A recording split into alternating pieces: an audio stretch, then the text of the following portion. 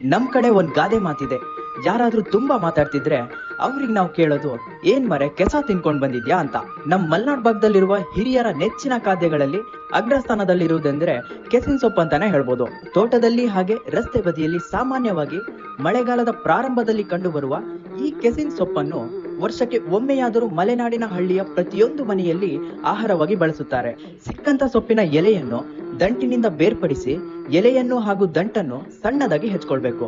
ಹುಳಿಗೆ ಅಮಟೆಕಾಯಿ ಹಾಗೂ ಖಾರಕ್ಕೆ ಜೀರಿಗೆ ಮೆಣಸು ಇವೆರಡೂ ಇಲ್ಲದ ಕೆಸಿನ್ ಸೊಪ್ಪಿನ ಪಲ್ಯ ಅಪೂರ್ಣ ಅಂತಾನೆ ಹೇಳ್ಬೋದು. ಸಣ್ಣದಾಗಿ ಹೆಚ್ಚಿದ ಸೊಪ್ಪನ್ನು ನೀರಿನಲ್ಲಿ ತೊಳೆದು ಮಲೆನಾಡಿನ ಪ್ರತಿಯೊಂದು ಮನೆಯಲ್ಲೂ ಇರುವಂತಹ ಕಡೆಕಲ್ಲಿನ ಮೇಲೆ ಅಮಟೆಕಾಯಿಯನ್ನು ಗುದ್ದಿ ಒಂದು ಪಾತ್ರೆಗೆ ಕೆಸಿನ್ ಸೊಪ್ಪು, ಅಮಟೆಕಾಯಿ, ಜೀರಿಗೆ ಮೆಣಸು, ರುಚಿಗೆ ತಕ್ಕಷ್ಟು ಉಪ್ಪು ಹಾಕಿ ಬೇಯೋದಕ್ಕೆ ಇಟ್ಟು ಒಂದು 15ರಿಂದ 20 ನಿಮಿಷ ಆದ್ಮೇಲೆ ತಯಾರಾದಂತ ಕೆಸಿನ್ ಸೊಪ್ಪಿನ ಪಲ್ಯಗೆ ಒಗ್ಗರಣೆ ಹಾಕಿದ ನಂತರ ಬಿಸಿಯಾಗಿ ತಯಾರಾದಂತ ಕೆಸಿನ್ ಸೊಪ್ಪಿನ ಪಲ್ಯ ಅನ್ನದ ಜೊತೆ ಒಂದೊಳ್ಳೆ ಕಾಂಬಿನೇಷನ್ ಅಂತಾನೆ ಹೇಳ್ತಾ ಮತ್ತೊಂದು ವಿಡಿಯೋದಲ್ಲಿ ಮತ್ತೆ ಸಿಗೋಣ.